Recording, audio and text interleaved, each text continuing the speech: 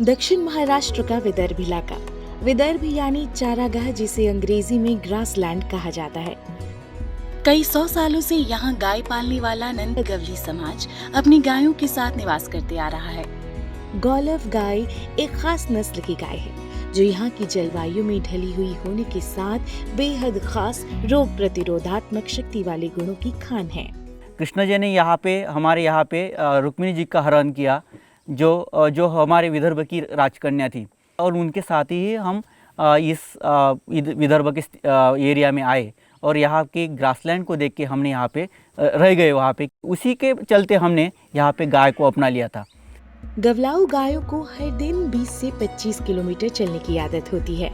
One कटाई के बाद बचे जंगलों में वन विभाग की रोक, चारे का संकट, ज्यादा दूध देने वाली जर्सी गायों का अधिक सरकारी प्रचार और लोगों की जागरूकता के अभाव में गवलाऊ गायों की तादाद तेजी से कम होने लगी।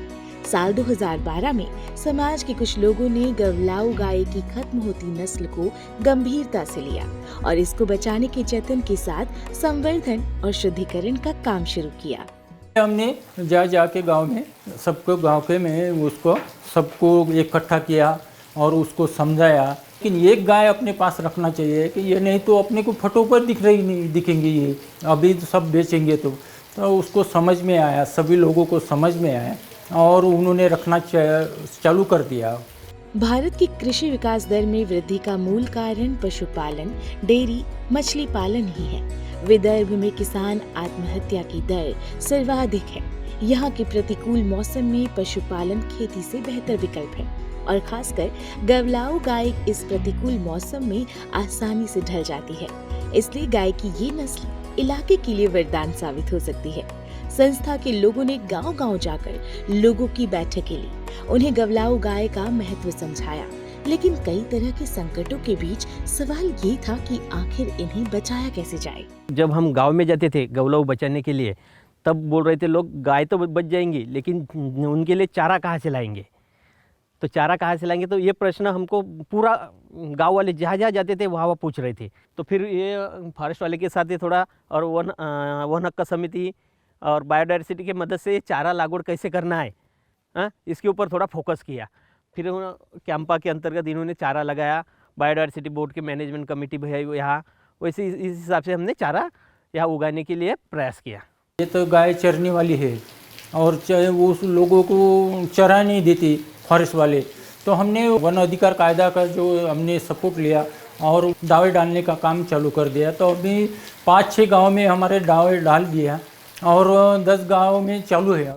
तलेगांव रघुजी में गौलाऊ गोवंश जतन, संवर्धन, संशोधन व पैदाशकार चैरिटेबल ट्रस्ट बनाया गया। पूरे इलाके में उस वक्त तक महज 528 गवलाऊ गायें और 6 सांड ही बचे थे। इनमें से भी शुद्ध नस्ल की गायें सिर्फ 20% ही बची थी। ट्रस्ट ने इन सभी गौपालकों की सूची तैयार की।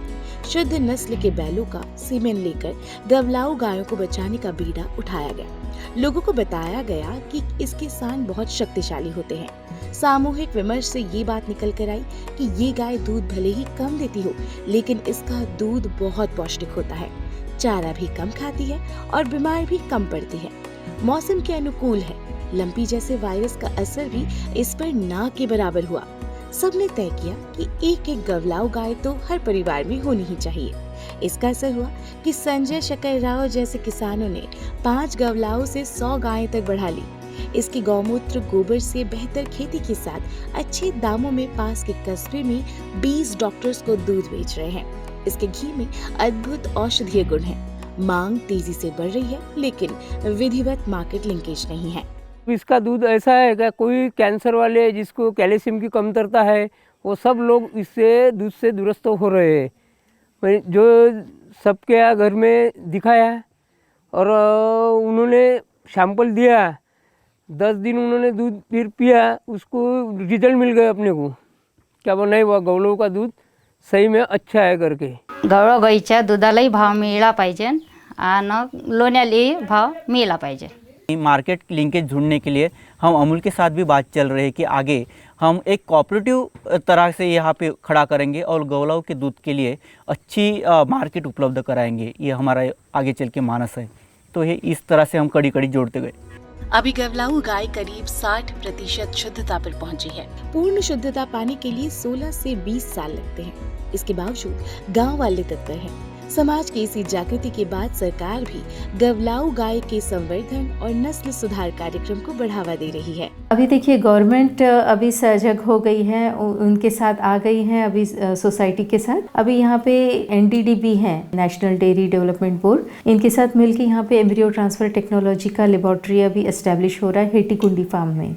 तो यहाँ पे बेस्ट गाय के हम जो एग्स हैं वो लेंगे और बेस्ट बुल उसके स्पर्म्स लेके वो जो बच्चे होंगे हम यहाँ पे सरोगेट मदर्स रखेंगे अभी, और वो प्रेग्नेंट गाय जो है हम फार्मर्स को बेचेंगे। साल 2018 में वर्धा जिले की 4 तालुकाओं के 73 गांवों में 277 गवलाऊ गौपालक परिवार थे, लेकिन अब इन सामूहिक प्रयासों के बाद साल 2022 में 83 गांव में 352 गौपालक हो गए हैं। इसी तरह साल 2018 में यहाँ गवलाऊ गायों की संख्या 526 और सांड की संख्या 136 थी, जो अब बढ़कर 1032 और सांड की संख्या 177 हो गई है। Maharashtra animal and fishery science university के तहत नागपुर वेटनरी कॉलेज में गवलाऊ गाय पर खास रिसर्च की गई है। रिसर्च में पता चला है कि ये disease resistance, drought cattle breed power, milking ability वाली नस्लें हैं। शोधकर्ताओं ने ये संभावना जाहिर की है कि इसकी ब्रीडिंग से ज्यादा दूध का उत्पादन भी लिया जा सकता है। इसके बाय प्रोडक्ट जैसे घी, खोया, छाछ, दही आदि बेहद स्वादिष्ट होते हैं। गवलाऊ गाय की संरचना आम गायों से थोड़ी अलग होती है। गाय का माथा चौड़ा, आंखें काली और बादाम के आकार की, सींग पीछे की तरफ, खुर के ऊपर काले निशान और पूंछ लंबी होती है। हमारे संशोधन की सबसे अच्छी उपलब्धि ये है कि इसके अंदर हमने ये आइडेंटिफाई किया कि जो गवलाऊ कैटल है उसमें जो इतर हाई यील्डिंग कैटल के अंदर जो हाई जेनेटिक वेरिएंट्स होते हैं जो मिल्किंग एबिलिटी के लिए रिस्पॉन्सिबल है, वो गवलाऊ कैटल में भी एग्जिस्ट करते हैं, एंड सो दैट उसका हम यूज करके आने वाले समय में गवलाऊ में जेनेटिक इंप्रूवमेंट कर सकते हैं। करीब 100 वर्ष पहले महात्मा गांधी गांव, किसान और गाय को परस्पर एक दूसरे के पूरक की तरह देखते थे।